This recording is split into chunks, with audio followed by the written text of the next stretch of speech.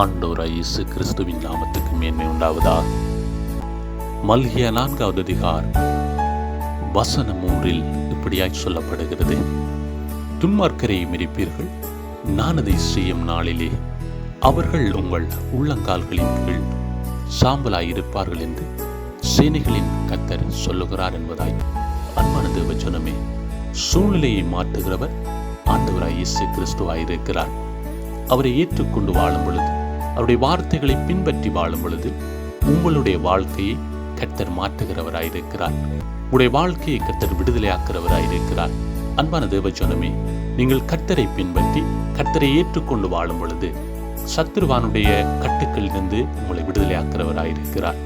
ஆண்டவராய் இயேசு கிறிஸ்து உங்களை ஆசீர்வதித்து உங்களை பாதுகாப்பாராக. God bless you.